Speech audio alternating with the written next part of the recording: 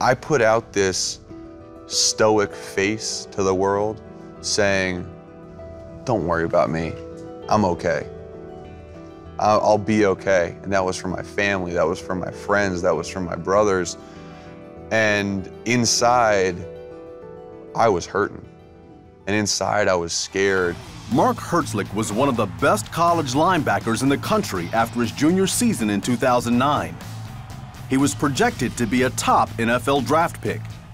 I was up for big awards. I was named All-American, ACC Defensive Player of the Year, and I started to feel like I was invincible and that nothing could touch me, and that no matter what I did, I was going to have a great life.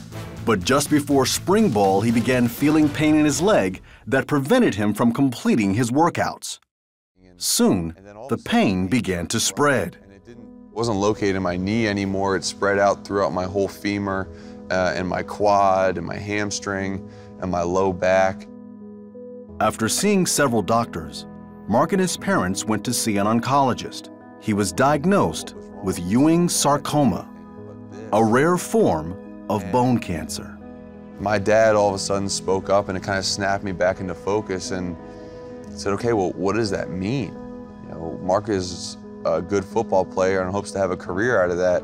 When will he be able to play again? And the doctors said, you know, Mr. Herzlich, I'm sorry, but Mark will never be able to play football again. Mark was devastated. Yesterday, I was ready to be the ACC Defensive Player of the Year again, to get drafted in the top 10 in the NFL draft, to make tons of money, to have the life I had always dreamed of. And today, they told me, you might not even live until next season. Still, Mark wasn't ready to give up his dream so easily. I said, Dad, don't worry. I'm gonna beat this, I'm gonna be okay, and I'm gonna play football again. Mark began chemo immediately. 2 months later, he received a call from a Walter Musgrove. Walter introduced himself and shared with Mark that he once had cancer and had beaten the cancer. He says, Mark, do you pray? And I said, you know, I went to church when I was little and like I've prayed before. He goes, you wanna know how I beat cancer and came back? God helped me. And I started praying, and I prayed specifically. And I said, man, this is really powerful stuff.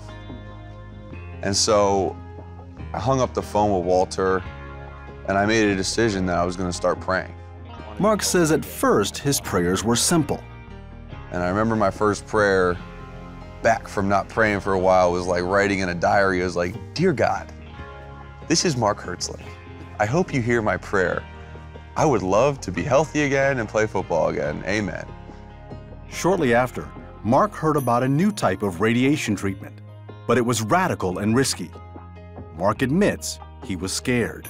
I turned to God for his wisdom and for his confidence and for his comfort. So ended up making this decision that we're gonna take the riskier route because it wasn't as much how do I wanna die, it's how do I wanna live. Over several months, Mark endured 6 rounds of chemo and 50 cycles of radiation. That was followed by a surgery to help strengthen his femur. Then, the doctor walked in with news. He goes, Mark, this was the best surgery that I ever done in my life. And I was like, on morphine, like, oh, cool, man, like, that's awesome. And he told me for the first time, he said, Mark, I wanna see you running again once you get out of bed. And then, you know, if that goes well, you should put a football helmet back on and see how that goes. This was 6 months of people telling me you can never play football again. And now my surgeon was saying, let's go give this a try. It was a long and grueling process.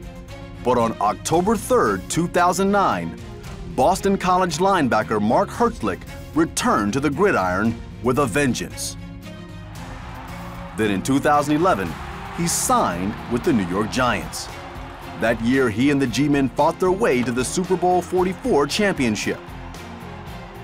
Today, Mark is cancer-free and preparing to head into yet another NFL season with the Giants. In his book, What It Takes, Mark shares his story and wants to show fans that with God, no obstacle is too great to overcome. We are his masterpiece, the greatest creation he's ever made. See what God has to offer you. See what he can do, and you'll be amazed. When stuff hits you hard, don't put that blame on God. Put that weight on God. Say, God, take that weight off me. And he will, and he'll carry you through the shadow of death because he wants you to come out on the other side.